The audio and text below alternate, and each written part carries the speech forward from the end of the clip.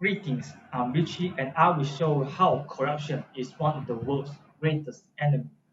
Corruption is the misuse and abuse of entrusted power for personal interest. It also involves the bending of rules and operating procedures for personal gain. Do you know that Malaysia is ranked number 57 in the Corruption Perception Index in 2020, dropping 6 places as compared to the year before? According to Transparency International Malaysia, in 2020, roughly 71% Malaysian thinks that government corruption is a big problem. In fact, members of the parliament, police, and government officials were ranked highest for the perception of corruption among public institutions. It is very obvious now that politicians and public servants are those who are involved in corruption. But how are they involved? One of the examples will be the incident involving our current Prime Minister during October this year. He used 38 million ringgit to renovate the Seri Perdana complex, and this is an obvious example of corruption. The inappropriate use of money during the pandemic, when people are losing jobs, frontliners begging for more medical equipment, and students from the B40 group are struggling to attend online classes due to the lack of electronic devices and internet infrastructure. But why? Why are people so drawn towards corruption? One of the causes is definitely due to the desire for power and money. Politicians become corrupt to gain an easy path to earn votes and support in order to help them stay in power. Staying in power means they are able to earn more money. To prove this, let us take a look at some statistics. Statistics shows that the average salary of ministers is 12.4 times higher than the minimum salary of Malaysians. This is yet to include any other allowance and retirement fund the ministers. This is a staggering number when we compare the same statistics among other countries. Salary of ministers in New Zealand is only 3.7 times higher than the minimum salary of their citizens.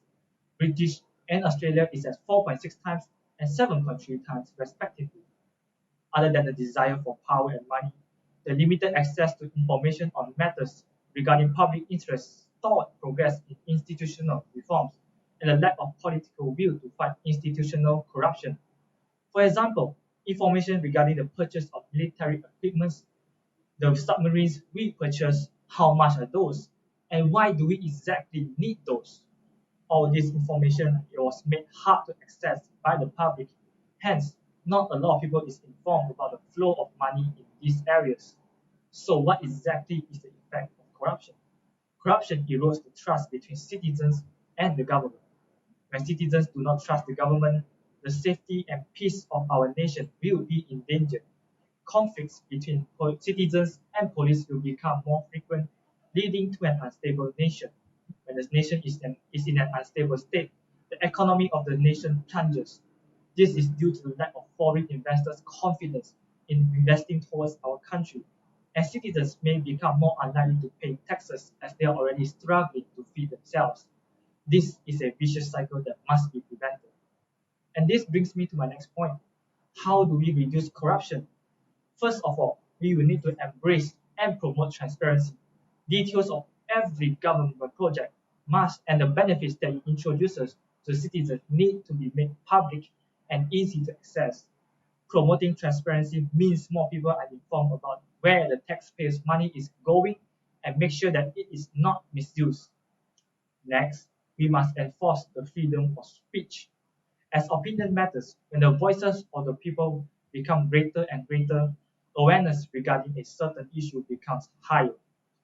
When the public is more aware about a certain issue, it builds pressure for the government to act on a certain issue fast, carrying out reforms and reducing potential corruption incidents. Corruption is one of the problems that the people on earth are facing.